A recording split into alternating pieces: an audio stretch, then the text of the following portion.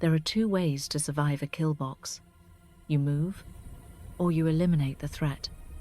You do not hold a meeting about it. Vale stared at the condensation dripping off a warm bottle of water. It was the only moving thing in the room. Major Mercer stood frozen in his own importance, pointing a finger at her chest. "You are a liability, Captain," he said. His voice wasn't loud, but practiced. The tone of a man who believed paperwork could stop a bullet. Vale felt the weight of the ghost unit coin in her pocket. Cold brass against her thigh. If he knew what that coin meant, he wouldn't be lecturing. He'd be running. "Are you listening to me?" Vale. "Yes. Sir," she lied. She was listening to the silence outside. Inside, the FOB briefing room smelled of damp paper and burnt coffee. The air conditioner rattled like a dying lung, then ceased. The silence that followed was heavy, wet, and immediate. 104 degrees. Sweat crawled down the back of Vale's neck. She didn't wipe it away. She watched the vein pulsing in Mercer's neck. He tapped the folder on the table, her intel report.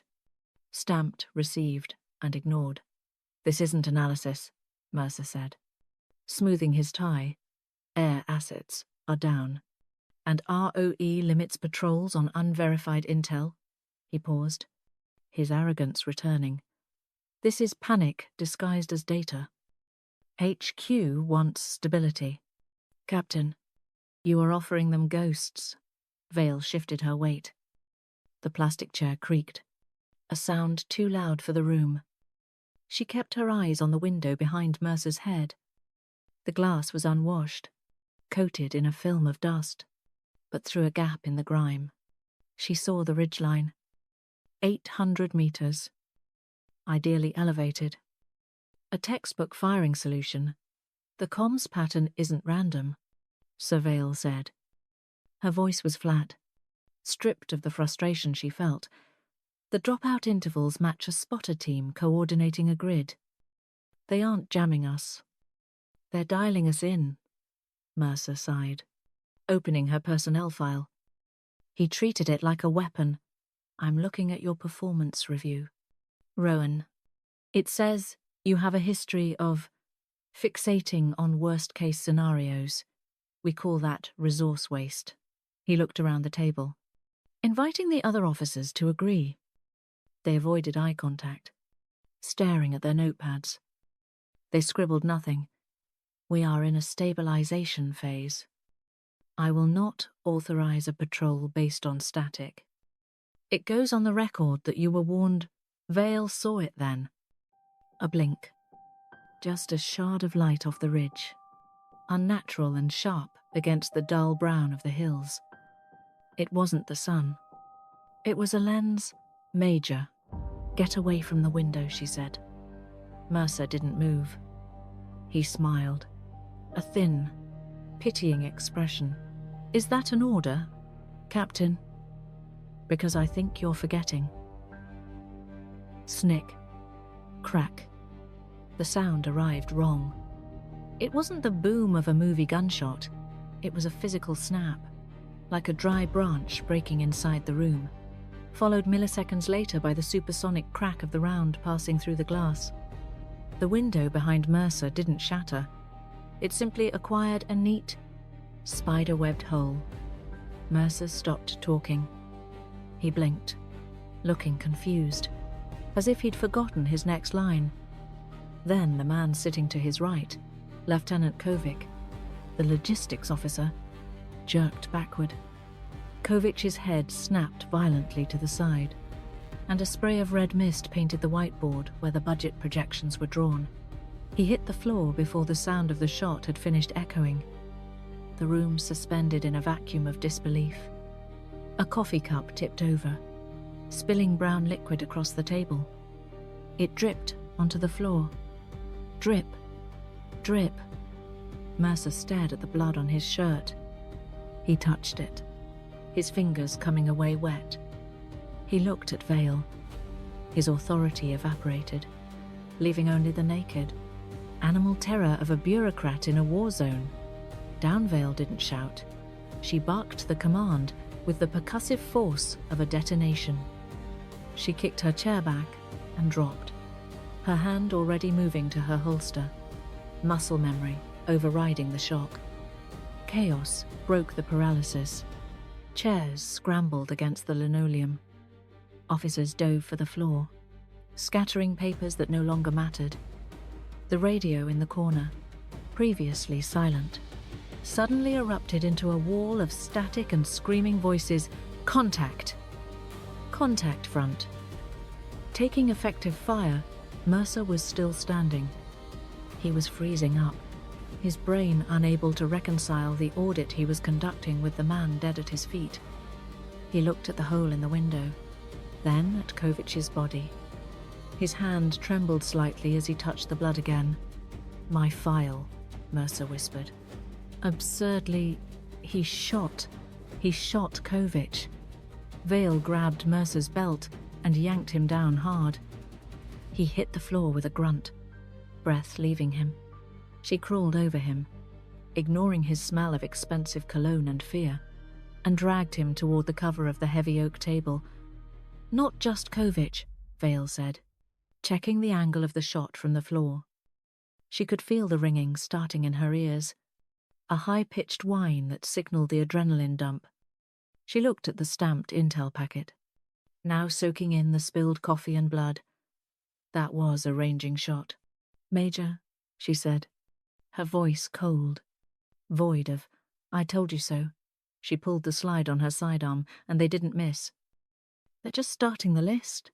She thought of her team, her only family left in this hell.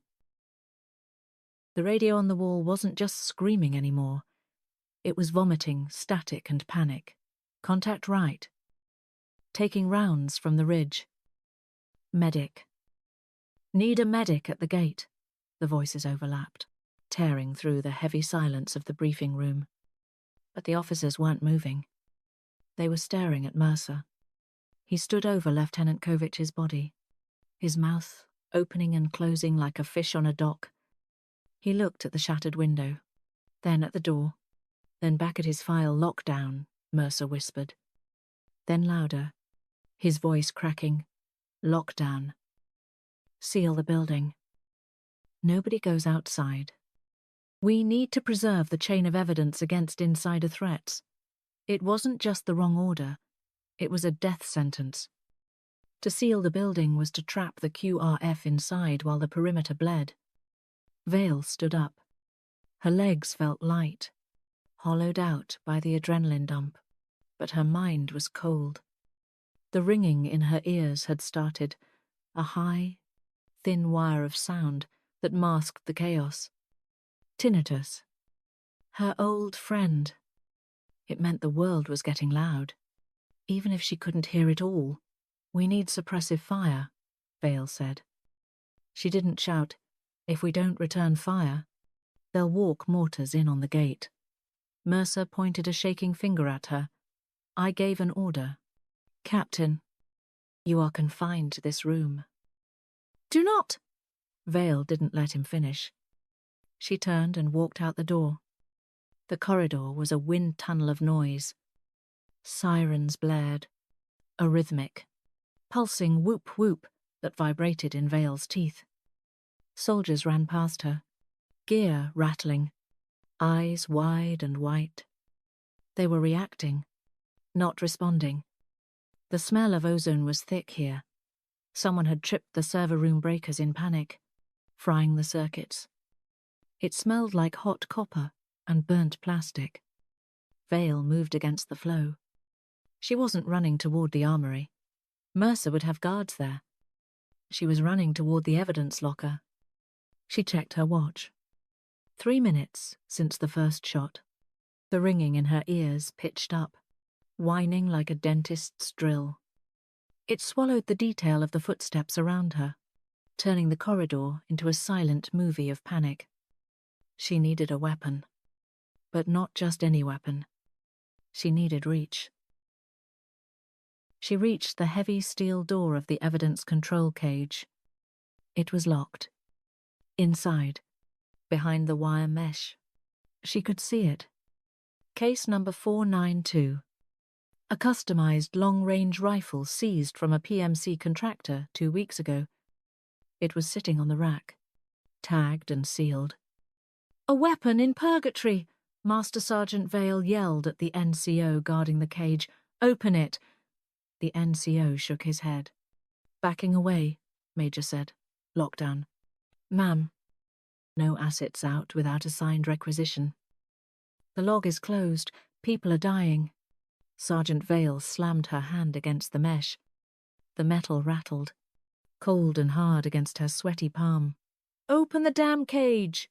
I can't." "I need a signature." The sergeant's eyes were darting to the camera dome in the corner. He was terrified of the bullets outside, but he was more terrified of the audit inside. Who signed? That was the question that killed careers. Vale looked at the camera. The red light blinked. Recording. She looked at the sergeant. He wouldn't move. He was paralyzed by the system. "Fine," she said.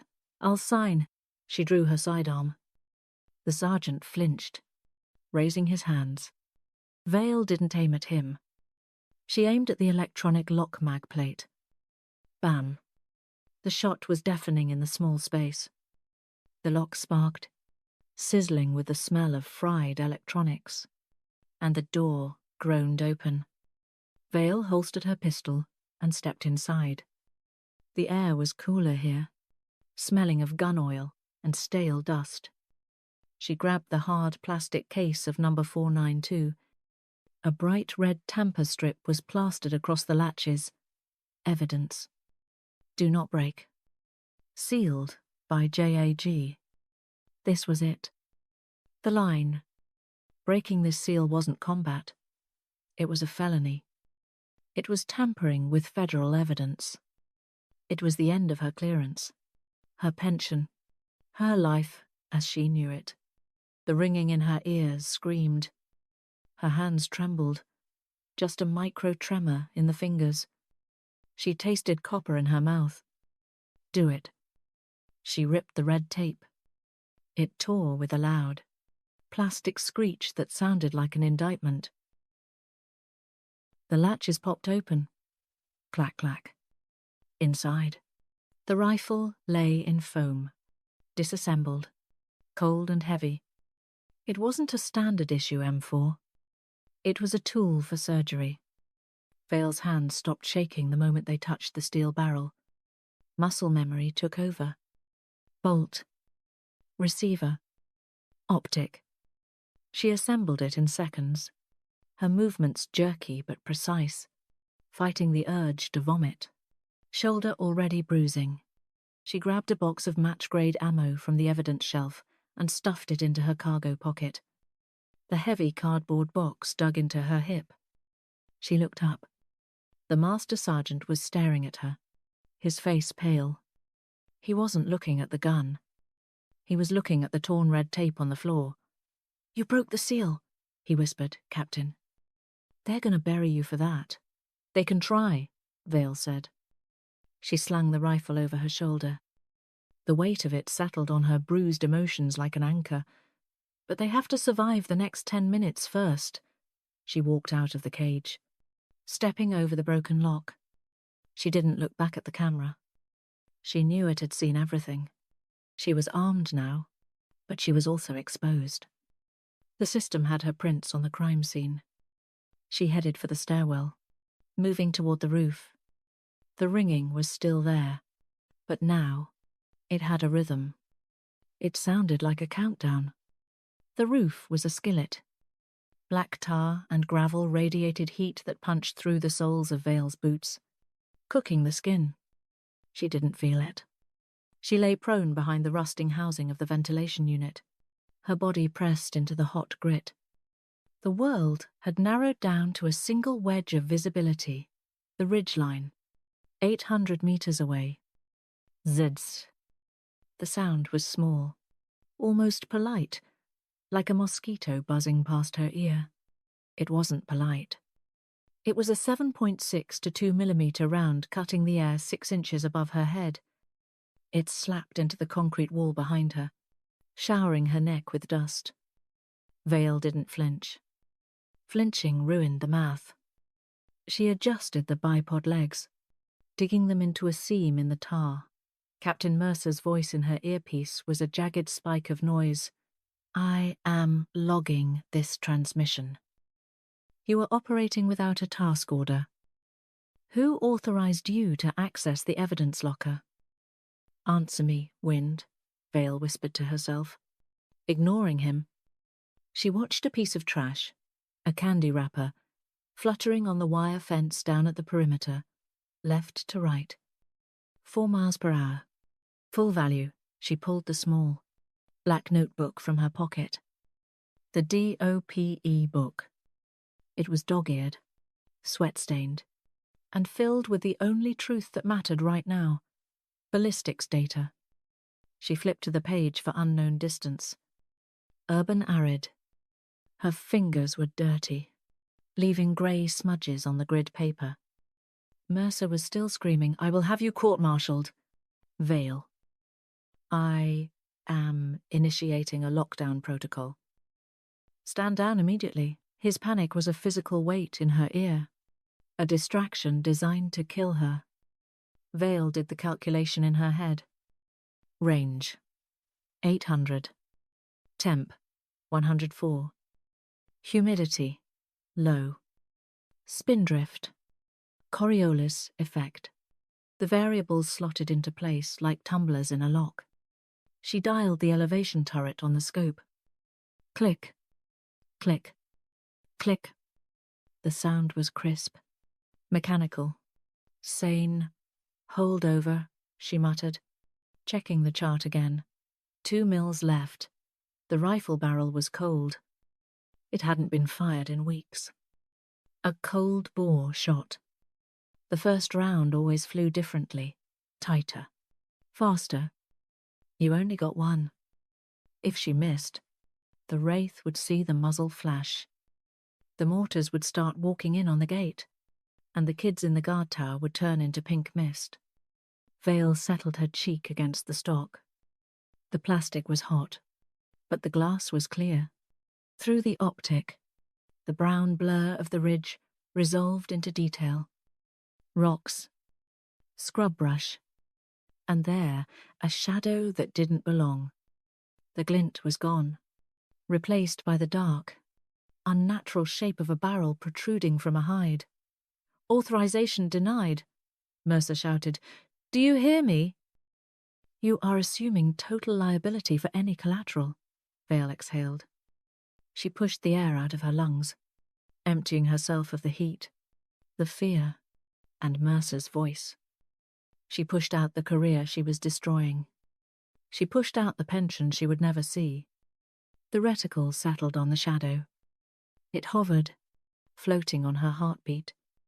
Squeeze. Don't pull. She applied pressure to the trigger. 2 pounds. 3 pounds. The break was clean, like snapping a glass rod. The rifle kicked. It slammed into her shoulder with the force of a hammer blow, a sharp, brutal bite that travelled down her spine. The bruise invoice was paid instantly. The muzzle blast kicked up a cloud of gravel dust, momentarily blinding the scope. Cling. The spent brass casing hit the concrete roof. It spun, ringing like a tiny bell in the sudden silence. Vale racked the bolt. Clack, clack, loading a fresh round. But she didn't fire again. She watched through the scope as the dust cleared. The shadow on the ridge was gone. There was no return fire. No second shot. Just stillness. Report, Mercer yelled, his voice sounding smaller now, tinny and terrified. What was that? Did you fire? Captain Vale sat up, rolling onto her side to minimize her profile. Her shoulder throbbed, a dull, spreading ache that would turn black and blue by morning. The whine spiked in her ear, drowning out the wind. Threat eliminated. she said into the mic. Her voice was dry, tasting of copper and grit, sector clear. She looked at the casing on the ground. It was shiny, golden, and innocent. But it was evidence. She picked it up, the metal searingly hot against her skin, and dropped it into her pocket next to the coin. The base was safe, but she was done. The threat eliminated, but she was done too. The silence didn't last. It never did.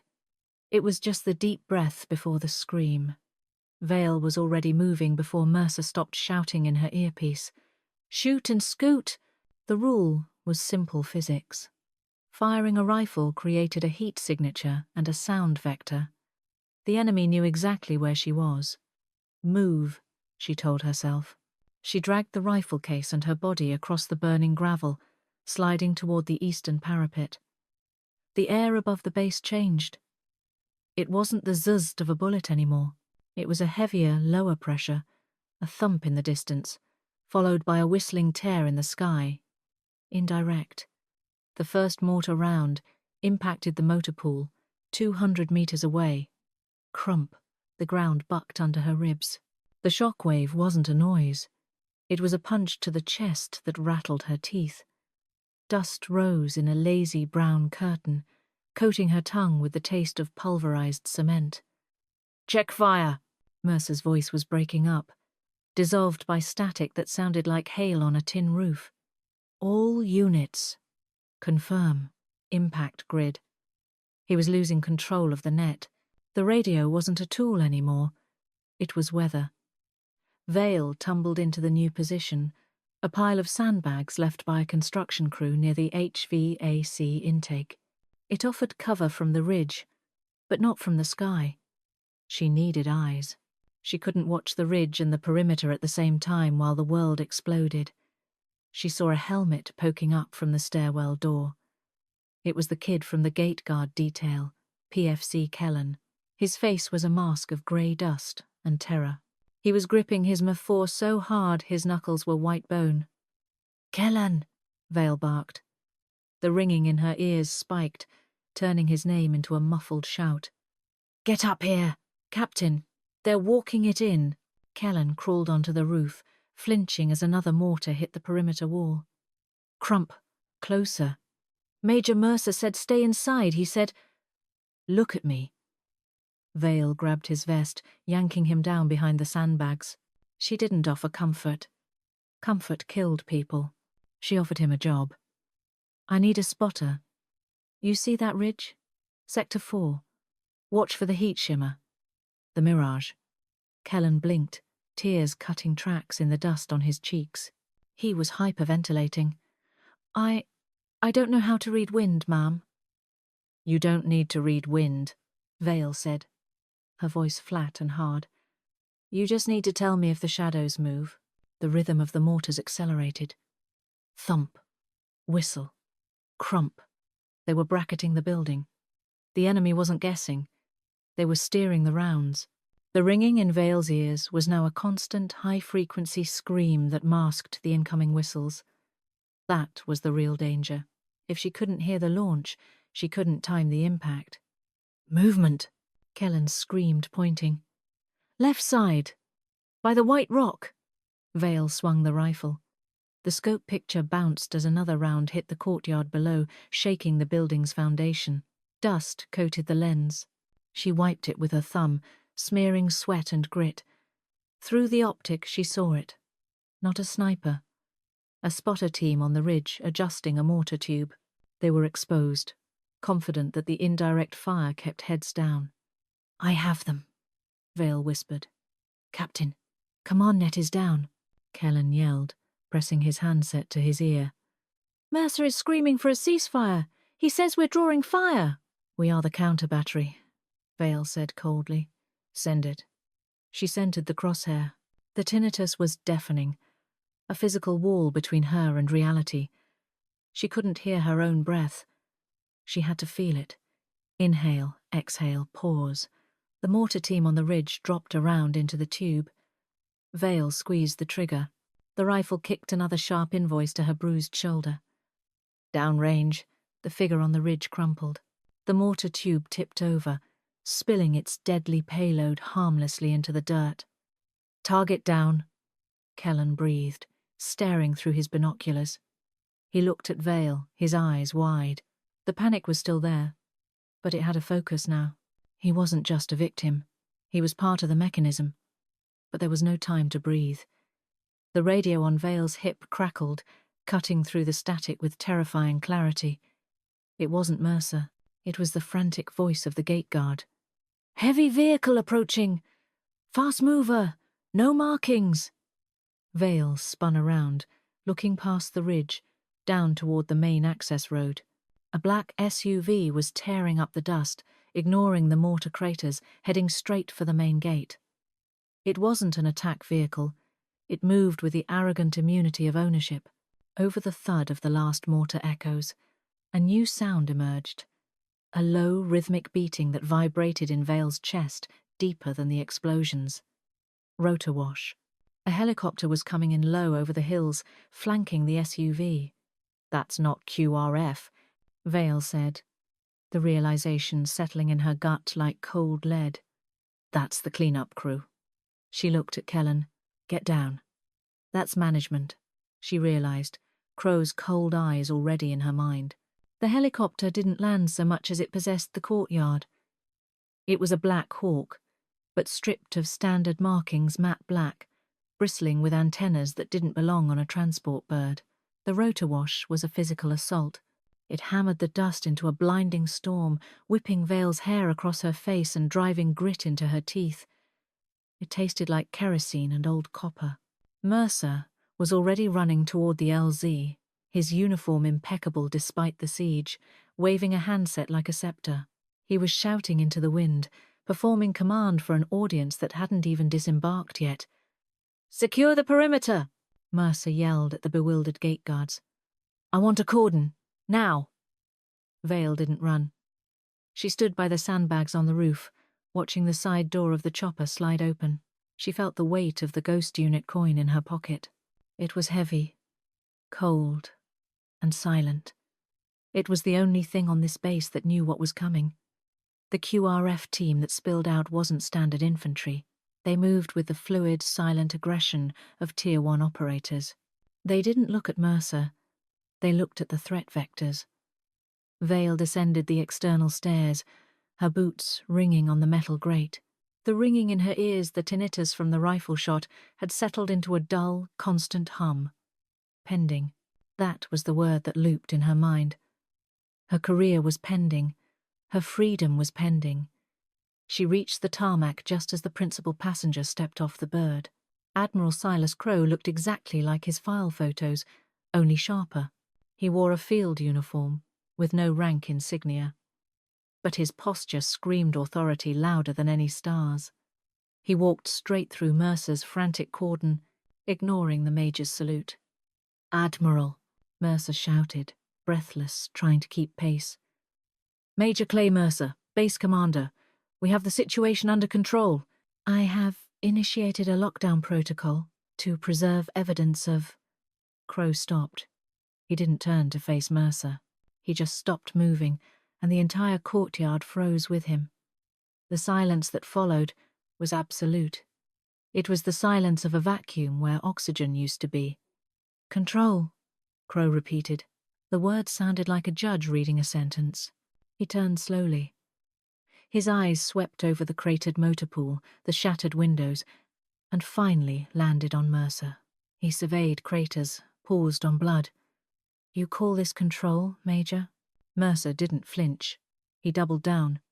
He pointed a finger at Vale, who had stopped 10 feet away. "Sir, I have a rogue officer." Mercer's voice was high, desperate, vibrating with the fear of a man watching his narrative crumble. "Captain Vale violated direct orders. She accessed the evidence locker without authorization. She fired on an unidentified target during a ceasefire. I am filing charges for gross insubordination and reckless endangerment." Vale stood still. She didn't defend herself. She didn't speak. She just reached into her pocket and pulled out the coin. She didn't flash it. She simply held it in her palm, letting the dull brass catch the light. Crow saw it. His eyes didn't widen, but they locked onto the object. The ghost unit coin. It was a currency that Mercer didn't even know existed. Crow reached into his own pocket and pulled out a digital recorder. He held it up, pressing the play button. The voice that came out was tinny, recorded from the command net minutes ago, but the words were razor sharp. It was a standard command template, pre-recorded for exactly this moment. Captain, secure the perimeter. Major Briggs, you are relieved of command pending an Article 32 hearing. Mercer blinked. Briggs? Who is... It's a transcript template, Major, Crow said, his voice dropping to a terrifying calm. But the name in the blank is yours. Crow saw the coin. That's a template. Mercer didn't understand, then did. His eyes locked. A faint jaw tighten. The reversal was instant and total. The QRF team leader stepped forward, gently but firmly removing the radio handset from Mercer's grip. It wasn't an arrest. It was an amputation. Mercer looked at his empty hands, then at his officers. They were all looking at the ground. They knew. The power had shifted, and he was no longer part of the circuit. Escort the Major to his quarters, Crow ordered. He is to have no contact with the outside world. As Mercer was led away, protesting weakly about due process, Crow turned to Vale. There was no warmth in his face. No. Good job. He looked at the rifle slung over her shoulder, then at the broken seal on the evidence case. You broke the chain of custody, Crow said. It wasn't a question. I saved the gate, Vale replied. Her voice was steady, but her pulse hammered against her ribs. You left a paper trail, Crow corrected. He stepped closer, invading her space. The smell of rotor wash and expensive tobacco clung to him. That breach is a felony, Captain. It doesn't go away because you were right. It just means I own it now. He extended his hand. Vale hesitated, then placed the unit coin in his palm. He closed his fingers over it, extinguishing the glint. Clean up, Captain, Crow said, pocketing the coin. We have a debrief in 10 minutes. And bring the casing. Vale stood still, thinking of her pension for her team. The air in the SCIF didn't smell like war. It smelled of ozone and recycled nitrogen, a sterile manufactured cold that settled deep in the lungs. It was a silence engineered to be absolute. Vale stood at the intake station, watching the Marine Guard seal her belongings into a thick, tamper-proof plastic pouch. Her phone, her watch, the ghost unit coin. They vanished behind the clear polymer, becoming artifacts of a life she used to own 10 minutes ago. Step through, the Marine said. He didn't look at her face. He looked at her badge. She walked through the scanner. No beep. Inside, the room hummed with the sound of a dozen server racks and the low murmur of analysts who didn't exist on any org chart. There were no windows. The fluorescent lights buzzed with a frequency that made the tinnitus in her left ear pitch up a thin, sharp whine, competing with the room's white noise. The analysts processed data without acknowledgement, the place where messy violence was turned into clean reports, and she was the mess they were trying to scrub. Admiral Crow was waiting in a glass-walled conference pod at the center of the floor. He was looking at a table spread with evidence bags. Sit, Crow said, without looking up. Vale sat. The chair was expensive, mesh, ergonomic and cold. Crow pointed to the first bag. Inside was the casing she had recovered from the roof. Ballistics match, he said. Your shot was clean. The target was confirmed as a Tier 1 mercenary asset. Call sign, the Wraith. We've been tracking him for 6 months across 3 continents. He slid a second bag across the table.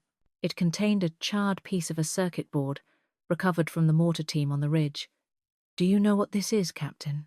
Encrypted burst transmitter, Vale said automatically. Standard for deep cover spotters. Standard for our deep cover spotters, Crow corrected. This is a SIGINT module from a Ghost Unit comms pack, stolen from a supply depot in Germany 3 years ago. He looked at her then. His eyes were like the room cold, processed, devoid of empathy. This wasn't a random siege, Captain. They weren't probing the perimeter. They were executing a contract, and they were using our own hardware to coordinate it. Vale felt the chill of the room seep into her bones. Insider, she whispered. Someone gave them the transit schedule, Crow said. Someone verified that Major Mercer would be in command specifically because his risk aversion profile guaranteed a delayed response. They wanted a kill box. He slid a single sheet of paper across the table. It wasn't a commendation. It was a tasking order, stamped top secret. No foreign. We have a leak, Crow said. It's high up. It's someone who can move assets across borders without tripping alarms. Someone who can erase logs. Vale looked at the paper. It was a list of logistics nodes. Supply chains. Evidence locker, access logs. Why me? She asked. You have teams for this. You have analysts who live in this room. Because you're already dead, Crow replied. Mercer's paperwork is still in the system. As far as the Pentagon is concerned, you are a rogue officer facing a court-martial. That makes you invisible. No one looks for a burnt asset. He leaned forward. I'm not offering you a choice, Rowan. I'm offering you a function. You find the leak. You follow the artifact chain. You bring me the name.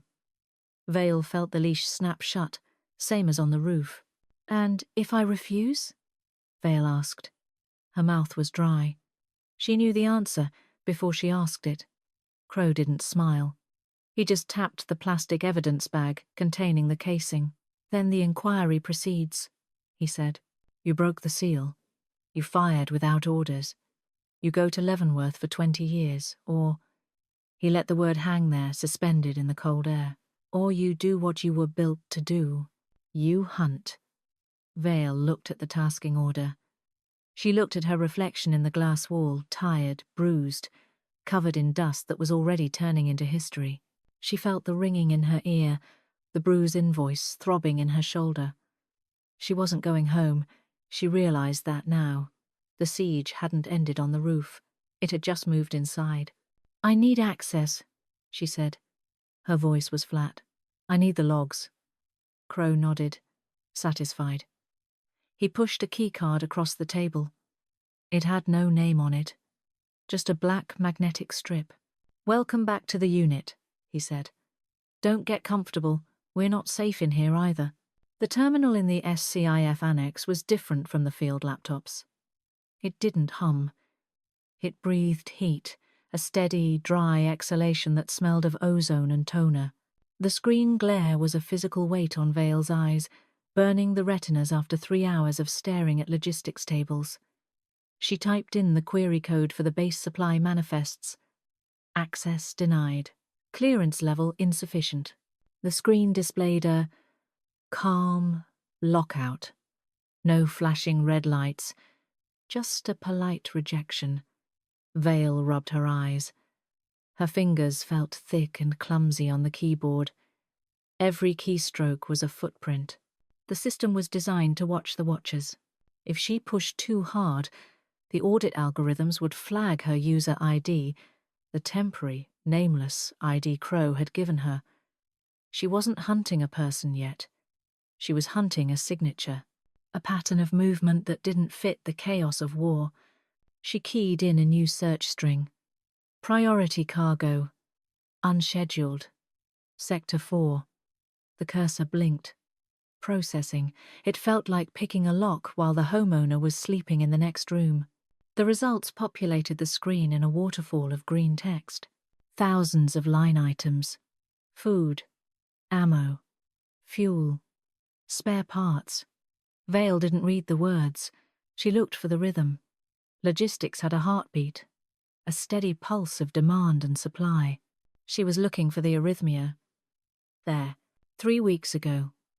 A requisition order for specialized optic maintenance kits.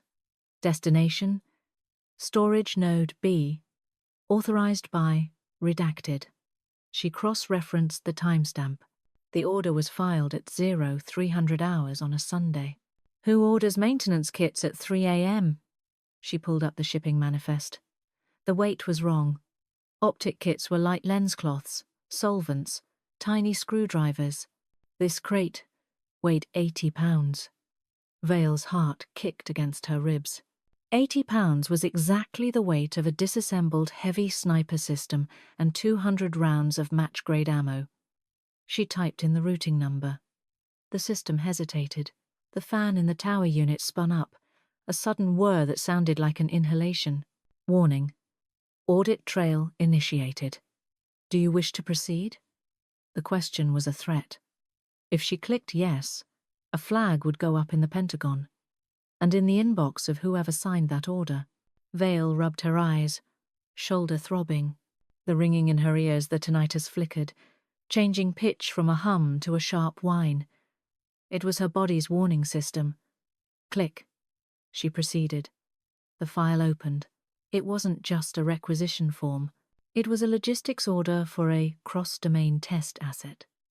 And at the bottom, where the authorizing signature should have been, there was a digital stamp. It wasn't a name. It was a routing code. Over 7. Vale froze. Over 7 wasn't a person. It was a committee. The Oversight Committee. The people who signed the checks for the black budget operations. The people who sat in rooms quieter than this one and decided which wars were worth fighting. She highlighted the transit path. The crate hadn't come from a supply depot. It had come from a diplomatic pouch. It had bypassed customs. It had bypassed base security. And then, the second anomaly. A pattern analysis of the comms logs showed a burst transmission originating from inside the base, exactly 6 hours before the siege. The encryption key wasn't enemy. It was ours. The burst was directed to a satellite phone. The phone was registered to a shell company in Virginia. A shell company owned by the same logistics firm that handled the diplomatic pouch. The connection snapped into place like a trap closing. The enemy sniper, the Wraith, hadn't just been hired. He had been imported. He was a weapon system, shipped and signed for by the very people Vale answered to. The screen flickered. A new window popped up, overlaid on her search results. Remote admin. Session terminated. The text wasn't grey anymore. It was red. Vale pulled her hands away from the keyboard as if it were hot. The calm lockout was gone. This was an active kill switch. Someone was watching. Someone had seen her touch the wire. The printer in the corner woke up. Whir-clack. It spat out a single page. It wasn't a report. It was a notification of a security review, effective immediately. Vale looked at the camera dome in the ceiling. The red light was steady, unblinking. The system logged her every move, triggering the review as procedural consequence. She grabbed the printout. It was still warm, smelling of toner and threat. She folded it and shoved it into her pocket, next to the empty space where her coin used to be. She had the name. But now, they had her.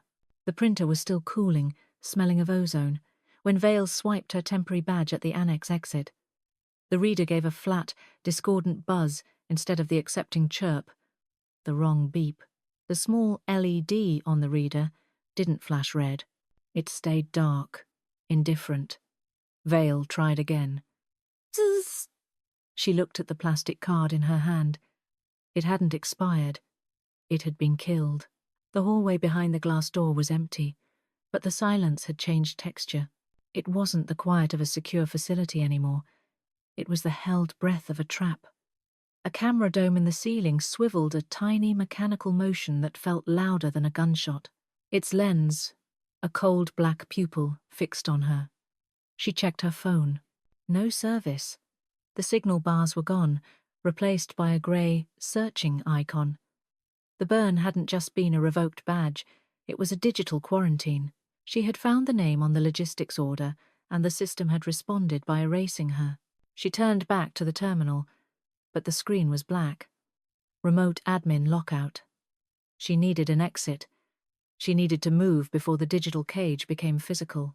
She walked quickly toward the secondary stairwell, her rubber soles squeaking on the polished linoleum, a sound that seemed to scream intruder.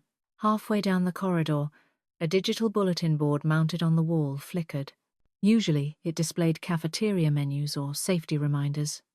Now, it showed a high-resolution photo. It was her face, taken from her personnel file, magnified, and stamped with a red banner. Security alert. Access revoked. Detain on site. Underneath, in calm sans-serif font, the instructions read, "Do not approach. Subject is considered armed and unstable. Contact Provost Marshal immediately." An analyst stepped out of a break room ahead of her, holding a coffee cup. He saw the screen. He saw her. His eyes widened, then immediately dropped to the floor. He turned around and walked back into the room, closing the door. The click of the lock was soft, polite, and final. That was the burn. It wasn't a squad of soldiers pointing guns. It was the sudden, collective agreement that she no longer existed as a person. She was a liability, a contagion. The tinnitus in her ear spiked a high-voltage wire singing in her skull.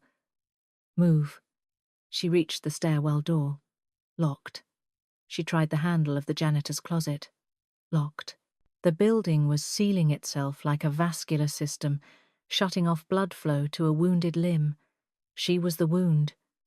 Then, a sound from the main lobby, heavy boots hitting tile. Not the shuffle of analysts. The rhythmic, synchronized cadence of MPs. Clomp. Clomp. Clomp. Sector 4 clear. Moving to Annex. The voice echoed up the stairwell, distorted by a radio but unmistakable in its intent. It wasn't a question. It was a sweep. Vale pressed her back against the cold, dry wall. She touched the printout in her pocket, the evidence of the Oversight Committee's signature. It was the most dangerous piece of paper on the base, and right now it was the only thing keeping her from being just another unstable officer who snapped under pressure. If they took her now, the paper would disappear. The logs would be scrubbed, and she would be sent to a psychiatric ward for stress evaluation until she forgot the name over 7. She knew how this ends from others. She looked at the ceiling tiles. Standard drop ceiling grid. Above that, the HVAC returns. It wasn't a movie escape. It was a desperate, dusty crawl through fiberglass insulation and rat traps. But it was the only direction the electronic locks couldn't control. She dragged a recycling bin under the vent, her movement sharp and jerky. The adrenaline bruise invoice in her shoulder throbbed with every lift. She climbed up, pushing the tile aside. The air above the ceiling was hot and smelled of stale dust. As she hauled herself up, leaving the sterile light of the corridor for the dark crawlspace, she heard the annex door beep open. Chirp. The MPs had the right key. "Room clear," a voice said below her. "Check the vents." Vale froze, holding her breath in the darkness. She was in the ceiling of her own headquarters, hiding from the soldiers she had fought to protect. The system hadn't just failed her. It was actively hunting her, and the only way out was to go deeper into the dark. She hauled herself into the dark, dust choking her lungs. The utility spine of the annex was a cathedral of neglect. It smelled of old oil, and the metallic tang of ozone leaking from the transformer banks. There were no cameras here, only the low, steady hum of the power grid, a vibration that Vale felt in her teeth more than she heard. She sat on a crate of fiber-optic cabling, deep in the shadows of the server maintenance bay.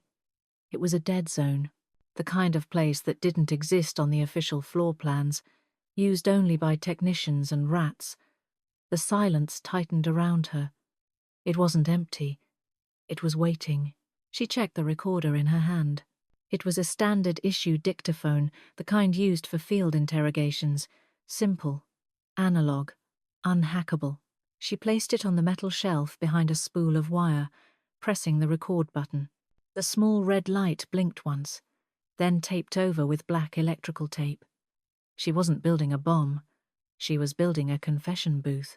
She pulled the printout from her pocket, the one with the over 7 routing code, and placed it on the crate in a pool of light from a single flickering sodium bulb. Then she added the bait. a USB drive she had pulled from the trash in the evidence cage. It was empty, but the label she had scrawled on it read, Wraithcom's archive full. It was a lie. But to a man whose entire career was built on controlling the narrative, it was a terrifying variable. She didn't have to wait long. The system was efficient. When she had triggered the silent alarm in the server room 10 minutes ago, a clumsy, deliberate login attempt, she knew who would come. Not the MPs. They were too loud. The person who signed the checks would come to protect the investment. Clack, clack. Footsteps on the metal grating above. They were slow, deliberate. Not the heavy tread of a soldier. The soft, rubber-soled squeak of a bureaucrat. Vale didn't move. She let the darkness hold her. The tinnitus in her ear was a thin, high wire, flickering with the spike in her heart rate. Captain Vale, the logistics man said. The voice was calm, reasonable. It floated down from the catwalk, distorted by the hum of the transformers. It wasn't Mercer. Mercer was a screamer. This voice was quieter, polished by years of briefing rooms. "You're making a mistake, Rowan," the voice said. "The MPs are sweeping the West Wing. They'll be here in 5 minutes. You can't run from a containment order." "I'm not running," Vale said. Her voice was steady, projected just enough to carry to the catwalk. "I'm negotiating." "There's nothing to negotiate. You're burnt. Your access is gone. Your career is over." "I have the drive," Vale said. She tapped the plastic case on the crate. The sound was small but sharp in the vast room. "The Wraith's comms logs. Every burst transmission. Every routing code, including the ones authorized by Over 7. The footsteps stopped. Silence stretched, heavy and suffocating. The institution was wrestling with the physical reality of the evidence. "That drive is classified material," the voice said, closer now. The figure was descending the service ladder, a shadow detaching itself from the gloom. "Possession of it is a federal crime. So is importing a foreign asset to kill American soldiers," Vale countered. The figure stepped into the pool of sodium light. It was a man she had seen in the background of a dozen briefings. A logistics coordinator. A suit. His face was pale, sweating in the humid heat of the utility spine. He wasn't holding a gun. He was holding a secure phone, his thumb hovering over the wipe command. "You don't understand," the man said, denying first. "Who authorized the Wraith?" Vale asked sharply. "What metric were you chasing?" His tone shifted from authority to explanation, the fatal error of the bureaucrat who believes he is right. "It wasn't a kill order," he said. "The base was failing metrics. We needed a contained incident to keep the funding baseline from dropping." He tried to press the wipe command on the phone. Vale bluffed. "That's log 2. "He killed Kovich," Vale said. "He almost killed the gate team." He went off script. The man snapped, his composure cracking. "The asset went rogue. We tried to recall him, but he jammed the signal. That's why we need the drive, Rowan. If those logs get out, it doesn't just burn me. It burns the entire oversight program. It defunds the unit." He took a step toward the crate. "Give it to me, and I can make the psychiatric hold disappear. I can get you a medical discharge. Full pension." "You're offering me a bribe," Vale said. "I'm offering you a life versus a hole in Leavenworth." The man reached for the drive. His hand was shaking. He didn't see the recorder behind the wire spool. He only saw the solution to his problem. Vale didn't stop him. She watched his fingers close around the plastic. "Done," he whispered, relief flooding his face. "Yes," Vale said. "It is." She didn't reach for her gun. She reached for the service panel on the wall next to her and pulled the fire alarm. Weep, weep, weep. The sound was deafening. Strobes flashed in the darkness, turning the room into a chaotic, stuttering nightmare. The man flinched, dropping the drive. "What did you do?" he screamed over the siren. "I called the MPs," Vale shouted back. "They're not here for me." The door at the top of the stairs burst open. Tactical lights sliced through the gloom. blinding and absolute. The heavy thud-thud-thud of boots on the grate wasn't a search party anymore. It was a response team. "Federal agents, drop it! Hands on your head!" The mole froze, his confidence evaporating in the face of kinetic reality. His hands shook as the phone dropped. He looked at Vale, then at the empty drive on the floor. He realized too late that the trap wasn't the evidence. The trap was his own voice, recorded on tape, admitting to a conspiracy that just became a matter of public record. Vale leaned back against the cold concrete wall. She felt the recorder in the shadows, its tape still spinning. She was caught too, but she wasn't the one who had just confessed to treason. The MPs led the logistics coordinator, the mole, out of the maintenance bay in handcuffs. He didn't look at Vale. He looked small, shrunken inside his expensive suit, already composing his defense for the lawyers who would meet him at the airfield. Vale followed them out into the dawn. The air on the tarmac was sharp and clean, smelling of jet fuel and cold dew. It was the smell of transit, of things leaving. Admiral Crowe stood by the idling Black Hawk. He wasn't watching the prisoner. He was watching Vale. He held a thick manila envelope in his hand. It wasn't a commendation. It was a contract. The tinnitus in Vale's ear had receded to a dull, distant hum, but her shoulder, the bruise invoice from the cold bore shot, throbbed with every step. It was a reminder that while the politics were abstract, the recoil had been real. "Secure the asset," Crowe told the MP team leader. They loaded the mole onto the bird like a piece of luggage. No rough handling, no drama, just custody transfer. Crowe turned to Vale. "The drive?" "Destroyed," Vale lied. "But the recording is in the pouch." Crowe nodded.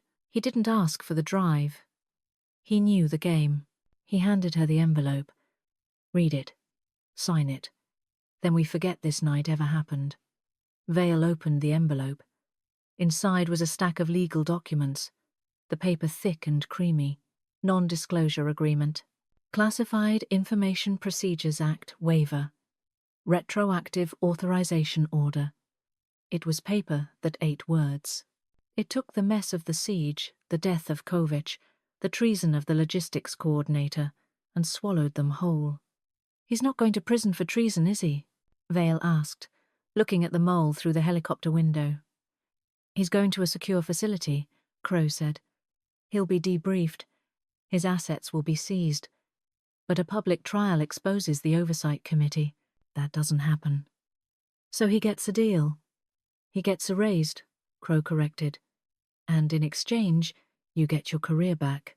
The charges from Major Mercer are dropped. Your file is scrubbed. You go back to being a ghost." "A ghost on a leash," Vale said. "We're all on a leash, Captain. Some are just longer than others." Crowe held out a pen. It was a heavy, black Mont Blanc, an institutional tool. Vale looked at the signature line. If she signed, she was safe. She was sanctioned. But she was also complicit. She was agreeing that the truth was something to be managed, not told. She looked at the sunrise bleeding over the ridge where the wraith had set up his hide. The light was indifferent. It didn't care about justice. It just marked the passage of time, and the unit's survival hung in the balance. Vale took the pen. She didn't sign immediately. She thought about the bruise invoice, about the heat on the roof, about Kovich's blood on the whiteboard. If she refused, she could go to the press. She could scream the truth, and she would be crushed. She would be the unstable officer who broke the seal. The mole would still get his deal, and she would be the collateral damage. The system didn't fear screamers. It feared documentation. She signed the paper. Rowan Vale, Captain, U.S. Army. The ink looked blacker than the night had been. "Smart choice," Crowe said, his voice almost regretful, taking the envelope back. He sealed it, locking her silence away. "You have a week of leave, then report to Langley. We have a new target package." "I'm not doing this for you," Vale said. "I know," Crowe replied. "That's why you're useful." He climbed onto the chopper, The rotors spun up, whipping the dawn air into a frenzy. The Black Hawk lifted off, banking hard to the east, carrying the mole and the NDA away into the sun. Vale stood alone on the tarmac. The noise of the engine faded, leaving only the wind and the ache in her shoulder. She reached into her pocket. The ghost unit coin was gone, surrendered to Crow in the SCIF. But something else was there. Her fingers closed around the single, unfired match-grade round she had taken from the evidence box, the one she hadn't needed. She pulled it out. The brass was cold now, heavy, a lethal potential that had never been realized. She looked at it for a long moment. It was the only piece of the night that wasn't filed, redacted, or sealed. It was just a bullet. She walked to the edge of the tarmac, where the concrete met the scrub grass. She didn't throw it. She didn't make a wish. She just opened her hand and let it drop. Plink. It hit the ground and disappeared into the weeds. A small, silent burial. Vale turned back toward the base. The gate guards were changing shift. The flag was being raised. The machine was waking up, hungry for another day. She adjusted her sling, feeling the bite of the strap on her bruised shoulder. The war wasn't over. It had just changed venues. "Sector clear," she whispered to no one, and then she walked back into the system.